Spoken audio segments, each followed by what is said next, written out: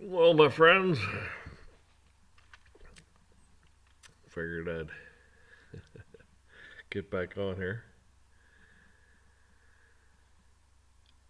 You know, today you sit back and you listen to all this psychobabble people spew, me included. And some of it's helpful, some of it's not, and some of it's so far off base, and everybody's trying to figure everything out. Man has to give names to things. Man has to, figure it out. Has to have an explanation for everything, whether it's right or wrong.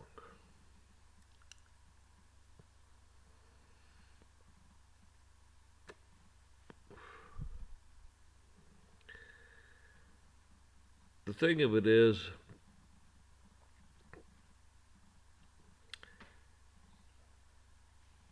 you look at society of today versus society of even 50 years ago, and step that back even another 50 years, 100 years ago. Not that long ago, really. 100 years. Scheme of things, it's not that far. We're talking now roughly the mid 20s. That's right, about 1923, 24, mid 20s.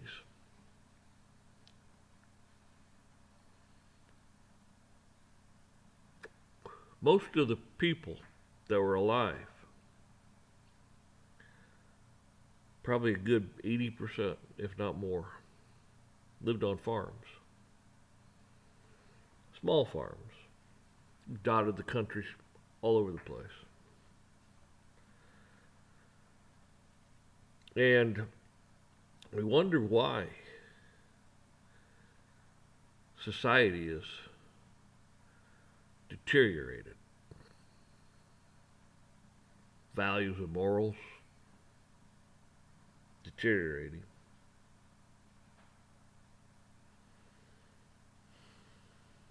Why men aren't acting like men and women ain't acting like women.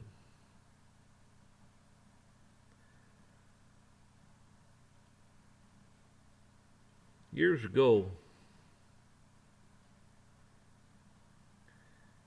like I said, you lived on a farm. Most people. Not all, but most. Dad didn't get up and go to a job. Mom didn't go to a job.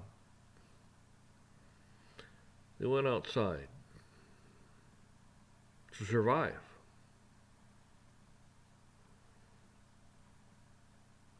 Yeah, back in the 20s, yeah, tractors they were coming. Yeah, they had some steam engines and they had some gas powered tractors, early ones.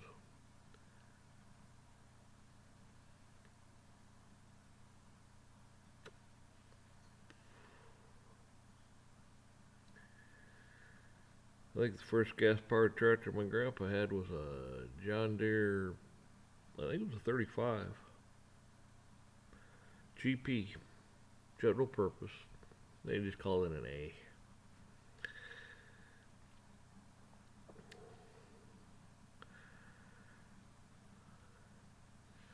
But what I'm getting at is this: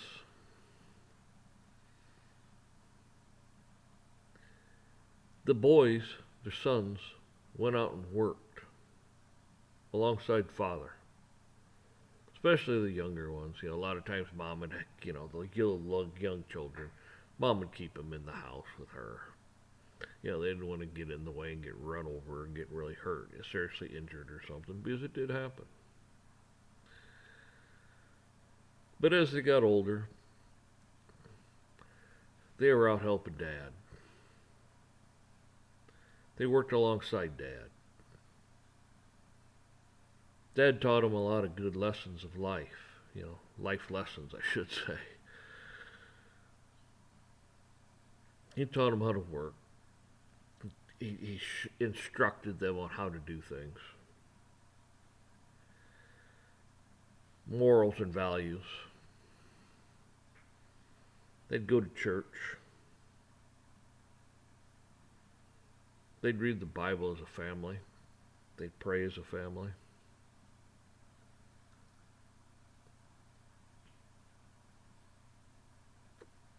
So you had a lot of like-minded people throughout the country. Made us strong. Didn't matter what part of the country you're in. Like-minded.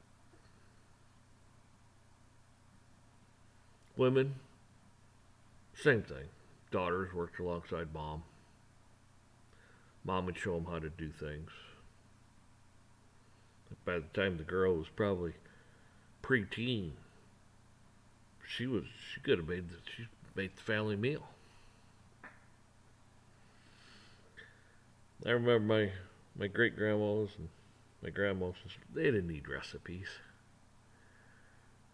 They wanted to make anything. It didn't matter what it was. Bake meals. It was right here. They've done it. They did it so long, their whole life, that they didn't need recipes. They knew it. It was just, they're like an encyclopedia. They're like Betty Crocker, before Betty Crocker. A lot of people don't know what the hell I'm talking about when I said that. You better have to go look it up. But they learned to sew, the women. Some of the men did too.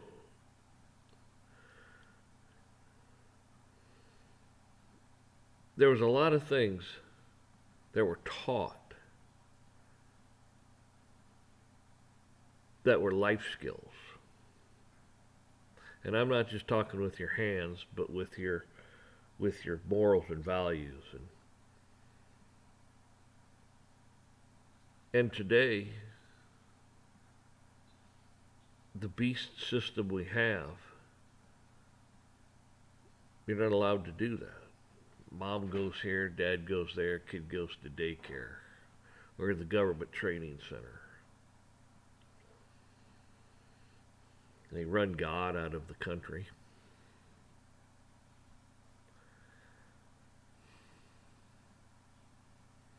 And you wonder why we have what we have.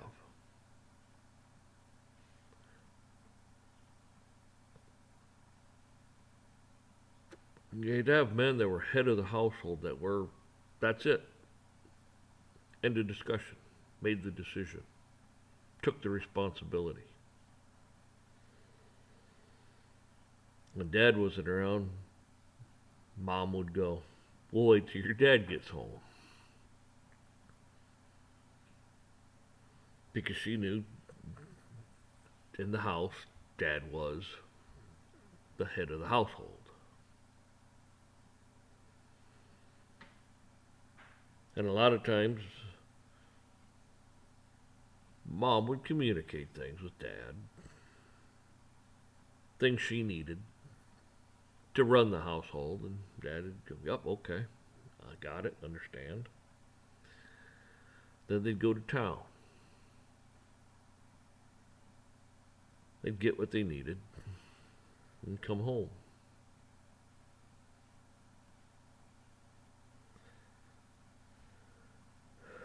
Little kids got to go along and they're all amazed by everything they saw. Because going to town was something special.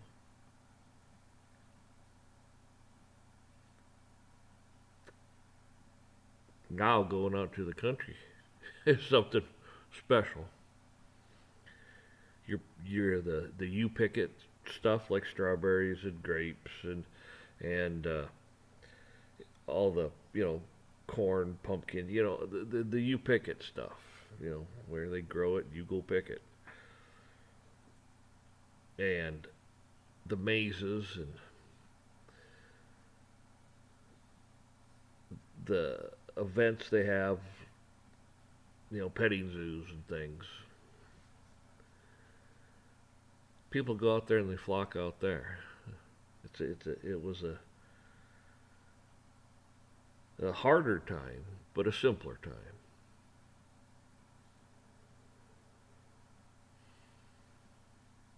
And it's something that's just like, it's in the human nature to want to go back A lot of people are like, man, I wish I had a farm. I wish I had some land. I wish, I wish, I wish, I wish.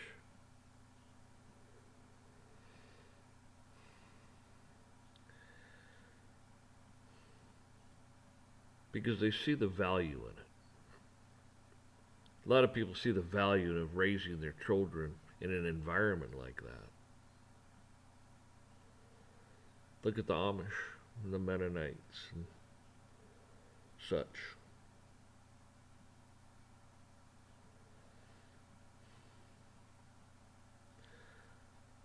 They still have that culture.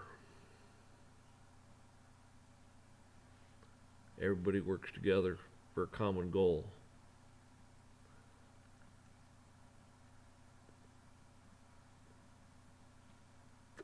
Now people want to, it's all about me, me, me, me. What I want, want, want, want.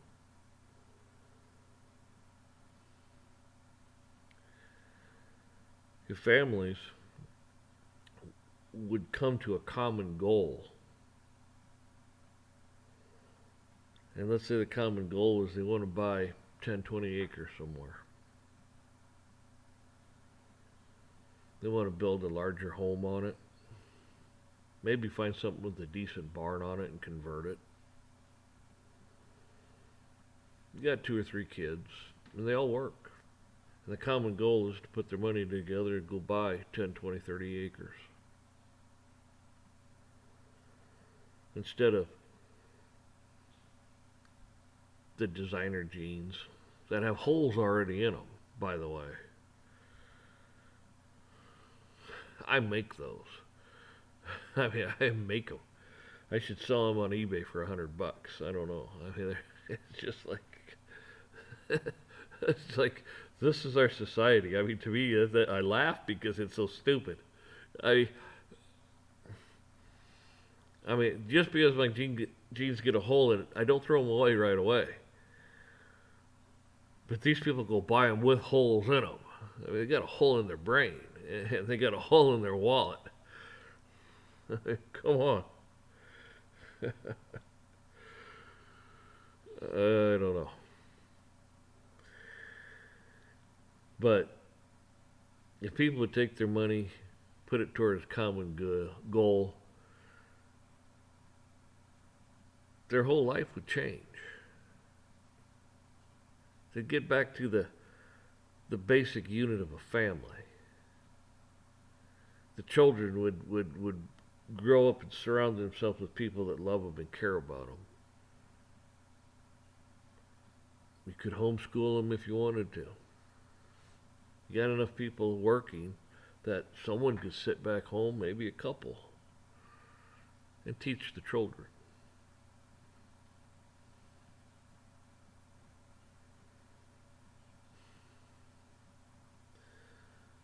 But we're just selfish.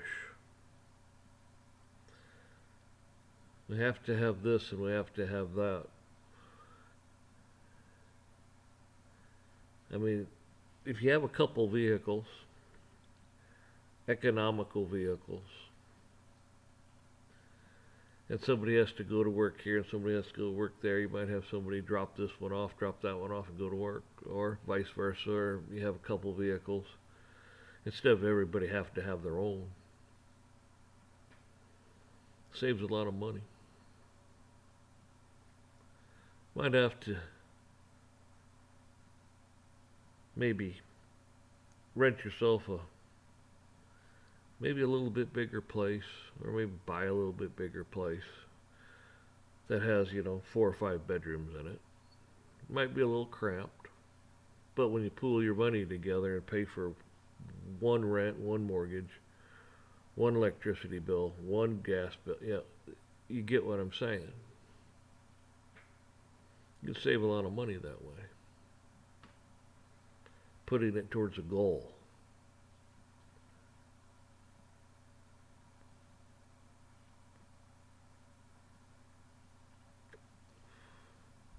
It helps the family, helps the unit, helps society.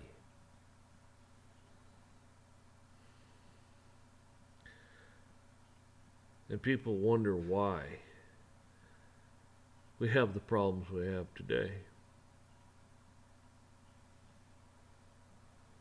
Oh yeah, it's a lot easier. You just walk into some place, go clunk on your little time card, go do your little thing, come back, clunk out, and go home and watch your stupid TV, drink your beer,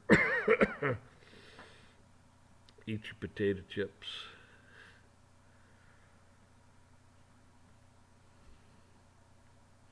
Just to do it all over again.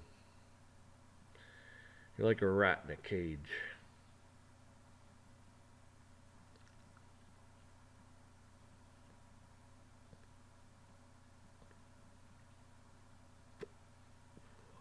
And you got all these people out there wanting to explain all this. Explain this and explain that, and why this and why that. Pretty simple, isn't it?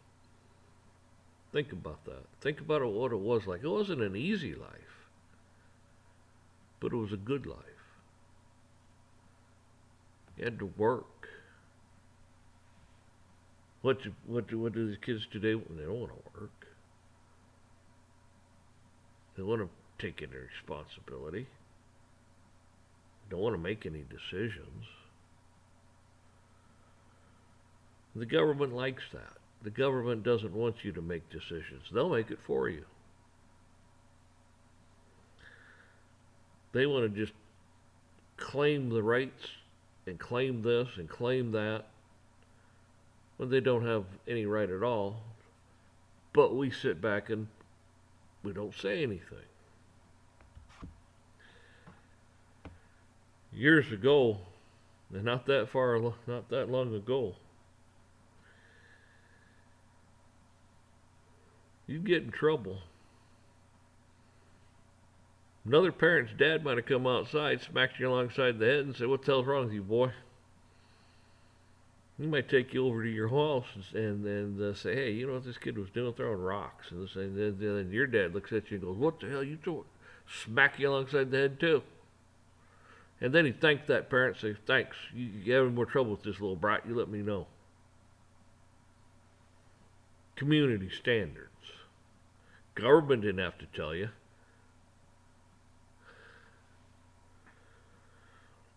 So you straighten it up. You don't want that to happen again. It's like, oh man, I get caught. I'm going to get in trouble. It's interesting, isn't it? Now what's the government say? Well, you can't smack a kid. Well, I didn't beat the child. I just give him a good whap alongside the head and knock some sense into the little brat.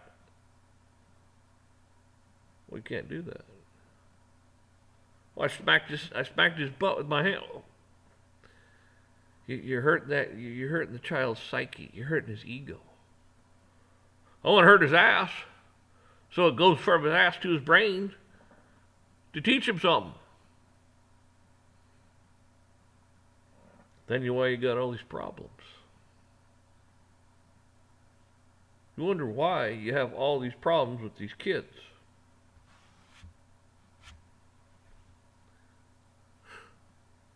You see how the government undermines you? The government training centers undermine you because they want to sit here and take your rights away. They don't want you to raise your child. They want you to hand that child over to them so they can totally destroy anything and everything you have, any society you have left.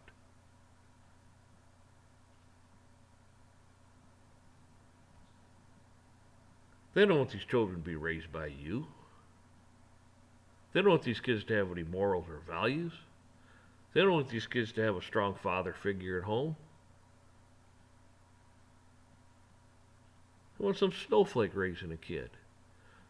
Well, you gotta think it's like, no, you don't. When you were in school, some kid punched you and you nailed him right back. You got his respect. Now, oh, your child hit him. Well, why did he hit him? Well, he punched him, but both of them are wrong. You shouldn't. Really? So you can't defend yourself? I'm talking about, just a little boop. Okay. I'm not talking about these lunatics that take guns to school. There again, the government has undermined you. Let this crap go on TV. Let this crap be on the radio. They don't have any social standards that say, no, this is harmful. You can't put that on TV. This is garbage. Turning them into a bunch of sociopaths. I mean, you got little kids killing families. What the hell? And then the other unspeakable things they do.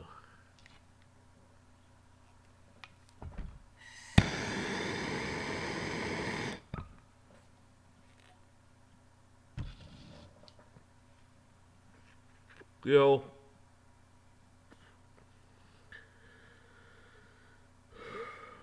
you watch some of these videos. You got some bully on the bus smacking some kid or some girl, or some other girl hitting some other girl. And the other kids sit there and laugh and think this is funny. That disgusts me. They laugh and think it's funny.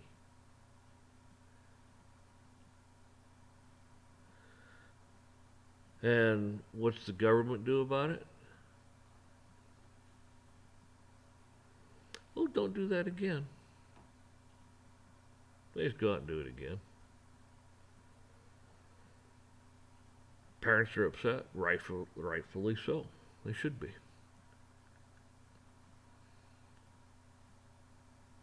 Send your child to school, to government training center, and you shouldn't have to worry about this stuff.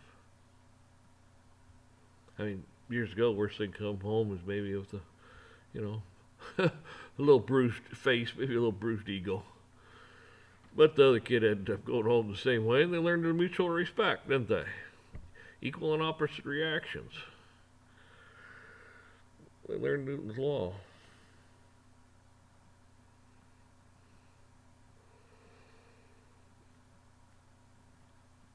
But not today.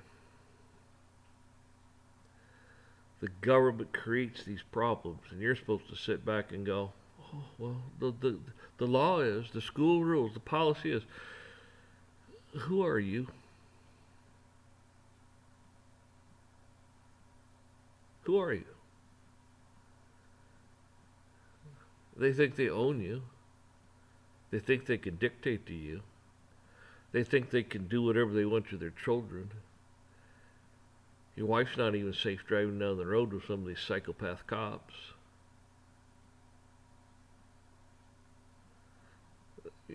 You're not safe. Society has made this unsafe. And they encourage it. Illinois, what the hell they do? Oh, we'll send out a notice.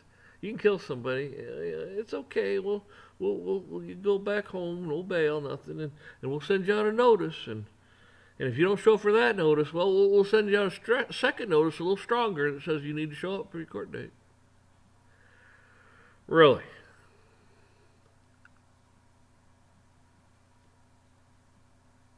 Meanwhile, we're going to take your guns and ban them. Oh, and your ammunition, everything else. You see the snowball? Give them an inch, they take a mile. Well, in this case, they took 10. They took 10, 20, 30. They keep taking more and more. You let them. You don't stand up with any conviction and say, I don't think so.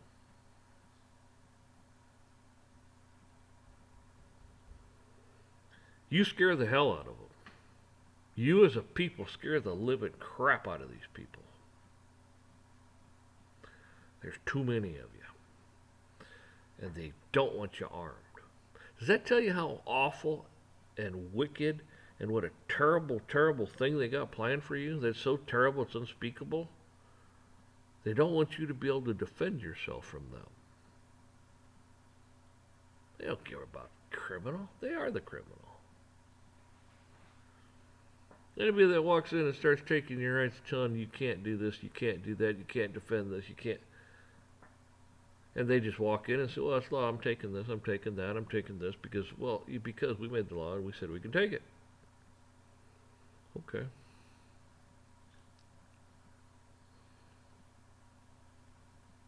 Then all hell breaks loose and they stand back going, oh, look what they did, look what they did. That sound familiar?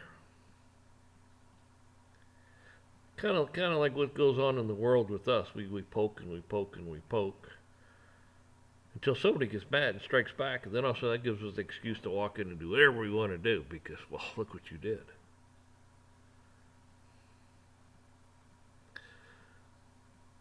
But we aggravated the situation and we made it worse.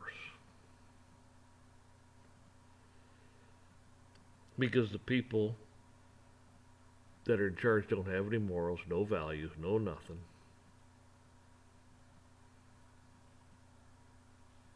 Quite a few of them are growing up watching,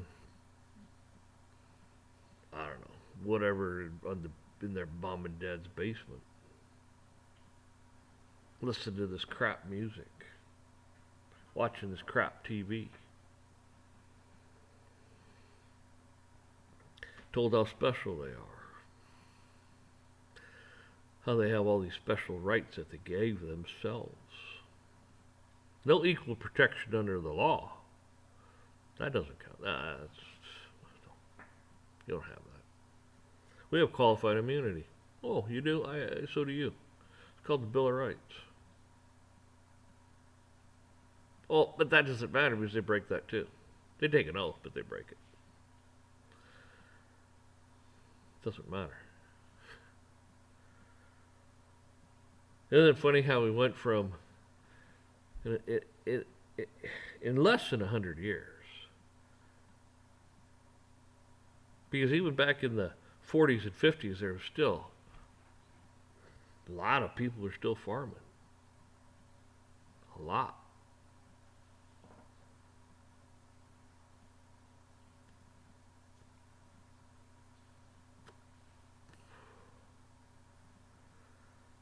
Isn't that interesting how we've fallen this far in that short amount of time? Because this technology just runs rampant. It's everywhere. Everywhere. It speeds up the downfall of man, of everything. It speeds it up. It speeds up the Antichrist, the beast system. Speeds up the brainwashing and the demonic crap your kids are doing and thinking. Puts all these crazy wacko ideas in their heads. So why? So the police can come out and kill your child. Kill you. Do whatever they want to do. Because they kept poking and poking and poking, and now they got a bunch of little sociopaths running around. Then they hire them. They put them in the military. They put them in the police. And then they give them authority. But you don't have any. They take and take and take from you and give and give and give to themselves.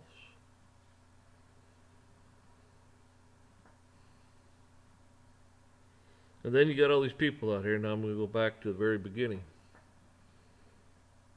Trying to, with their psychobabble, trying to explain all this. Oh, why don't you come talk to our corporation? We'll pay you $250,000, $300,000 to talk to our group of XX for an hour. Because they're that stupid, they don't understand themselves.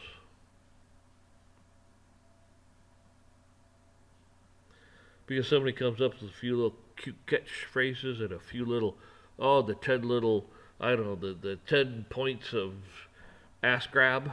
Because that's all it comes down to. Bunch of ass grabbing. High-fiving. But we feel good about ourselves now. See? Bunch of psychobabble. Then you go about your life thinking, oh man, we're going to do this for the group. Boy, look at that. Well, that was a great speech. Boy, you did a great job.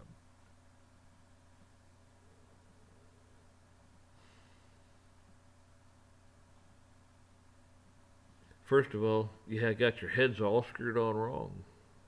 That's why you're in the problem you're in. Corporations. You've managed them wrong.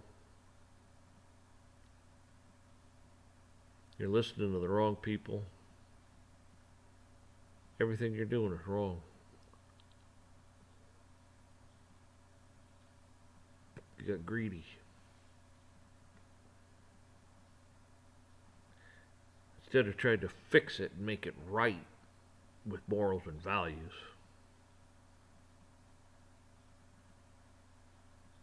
you'd rather walk in and here's some money, change the law.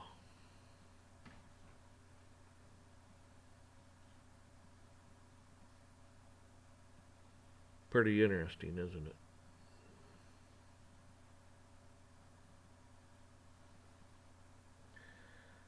You know, a lot of these corporations could save millions and millions of dollars.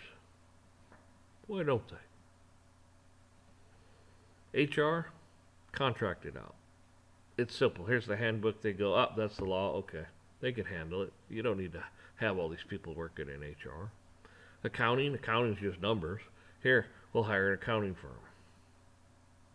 IT, well, IT is just some stupid computers and networking and crap. We could hire that out too.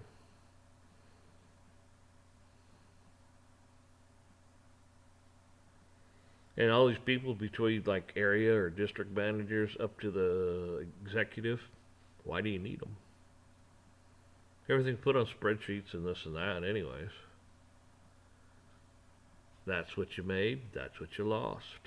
This is where we could improve. And you got a bunch of basement dwellers, subculture, hiring people. What do they call them? Recruiters. Recruiters. We got a bunch of recruiters that are kids. I mean, I call them kids because they act like adolescents, like little kids, even though they might be 20, 25, 30. They're a recruiter and they act like children because they are. They don't have the mental capacity.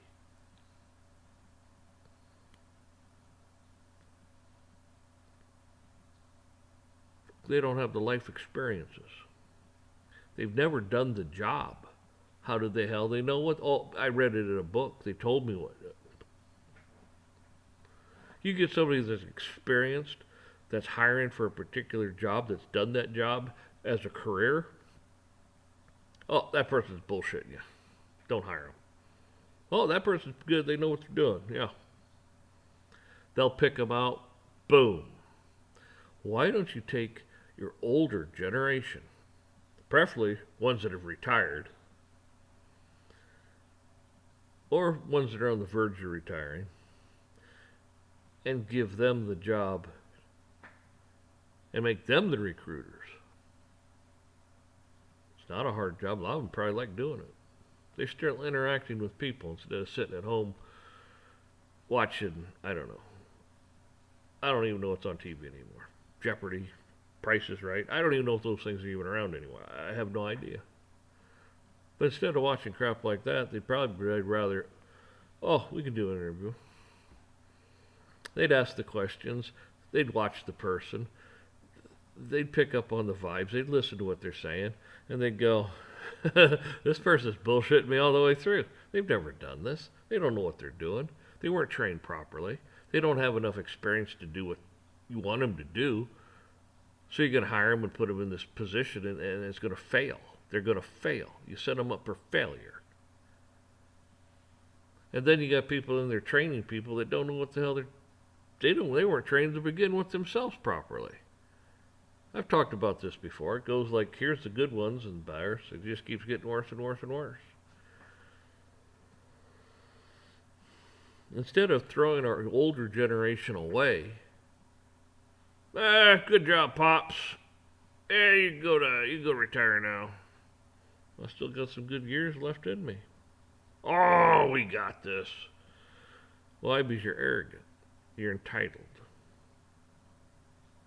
You don't have any life experience. You think you do, but you don't. These old people do circles around you. Twice your age, and they'll do circles around you. They don't even have to work as hard as you because they're smarter than you. They know have life experiences that go, well, we tried that back in the 80s and it didn't work out too well. We tried this in the mid 90s, didn't work out so well. We tried this, that worked out pretty good. They got a lot to offer, but you don't want to listen to them. And you look at your spreadsheets and wonder why your profits keep going. Oh, it's the economy. It's the economy. You're right, it is. Damn straight, it's the economy. Has nothing to do with the government printing lots of money. It causes inflation if people don't have the money. Put that aside. Yeah, you're right. It's the economy. Because you don't want to pay anybody what they're worth.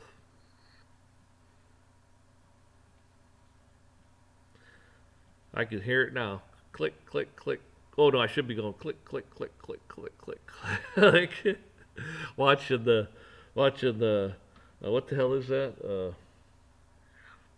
Subscribership go down. Because I'm saying bad things that they don't want to hear. It's always interesting, isn't it? All because we lost our way.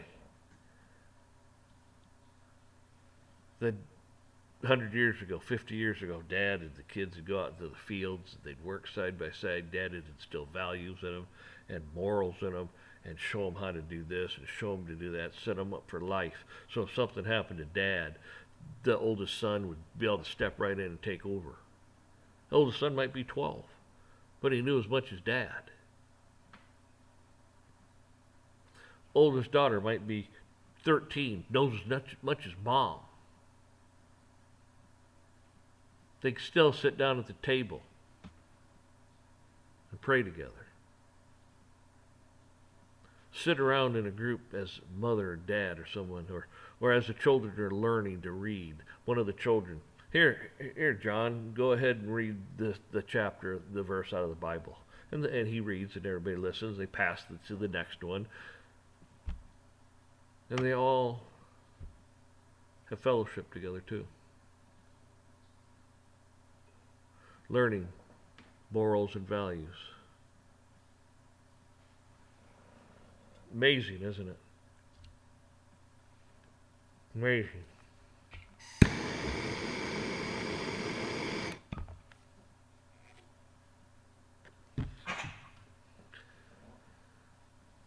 Corporations, they don't care.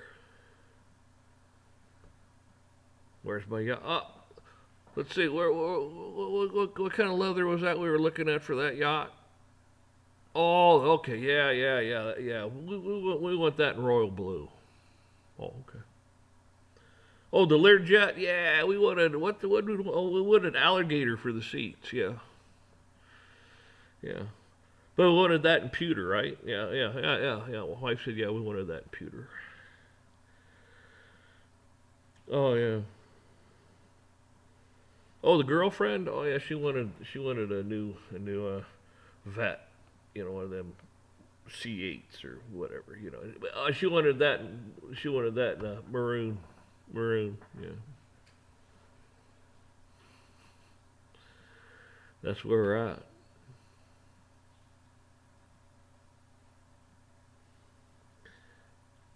And it's getting worse. Take your family and protect them from this. Protect them. It's time to protect you, yourself, and your family. Pick the Bible up. Read it. Include the whole family. Pray with them. Pray with your children around the table. Thank them for the food. Thank God for the food. Thank God for their lives and the abilities and themselves and you, and thank God for everything. Teach them to pray before they go to bed. Pray when they get up.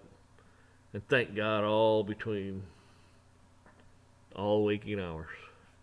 When they get thanks. Thank you, Lord. Thank you.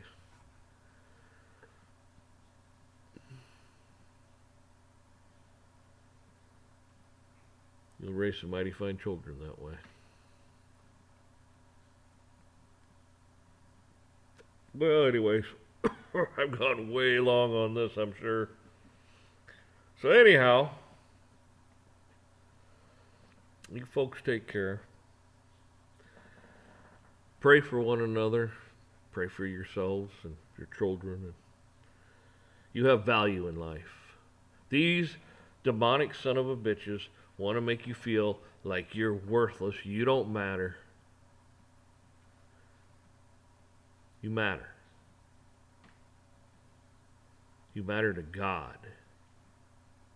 That's right. To God. He sent his son to die on that cross, a horrible death for you. He loves you. You're here for a reason. Don't know what that reason is. Most of us don't. Most of us are still going through life trying to figure it out. Why? Because you doubt things all the time. And it's not uncommon to doubt things because you're trying to figure it out. But don't ever stop praying to God and asking Him. He'll lead you the right direction. Oh, I think I'm going, boop, that door just closed. Well, I think I'm going, nope, that door just closed. And you stand there with all these doors that are closed. You're like, man, where am I going? It's a dead end. You turn around, the door 180 degrees behind you is open.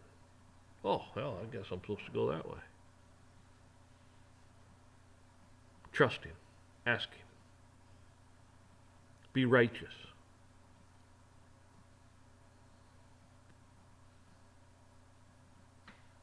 Don't be afraid to make a decision. It might piss people off. But if it's done morally, with values, asking God for intervention and help, don't concern yourself with it. They don't like it. They don't like it. God may be pointing you in another direction.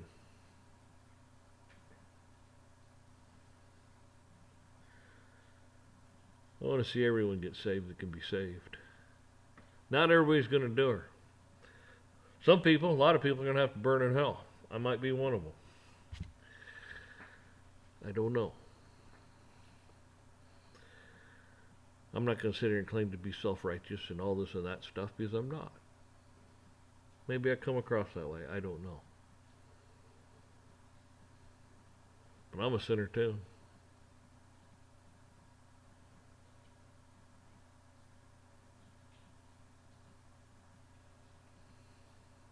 Just remember, you're not alone out there. You are not alone. God is out there in the wilderness, in the dark with you. He's always got your back. He's always there for you. And then there's other people that are like-minded. The ones that tune in here and don't click me out because, unsubscribe because they believe. They understand what I'm saying, and I'm not putting people down. I'm just trying to explain some things the way I see it. Oh, yeah, I mean, I could sit here and go, point all kinds of things out this way and that way, and do the psychobabble crap just like the rest of them. Never been that way. It's pretty simple.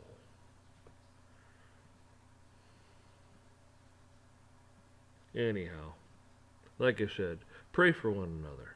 Pray for yourself. Pray for this country and this world. Pray for these world leaders to have God come into their heart and stop this madness. Pray for God's intervention. Pray for Him for the safety of you and your family.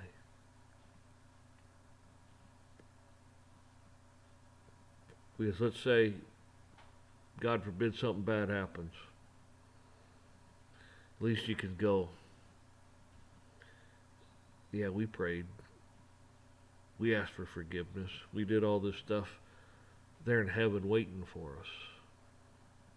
You're not going to have to sit here and go, I don't know.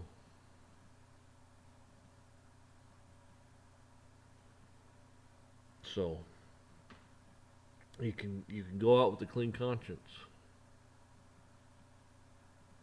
You don't have to worry. You don't have to be afraid. And that terrifies Satan and the lawless one and stuff. He wants you to be afraid. He wants you to fear and cower down and stuff. And he hates it when you stand up with God as your foundation, God holding you up, God propping you up.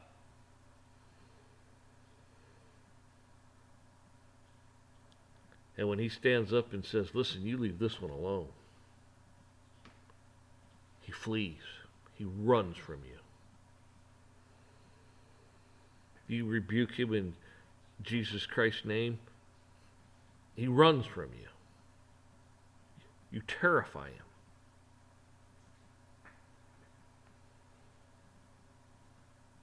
So don't worry about things. You got nothing to worry about. Nothing.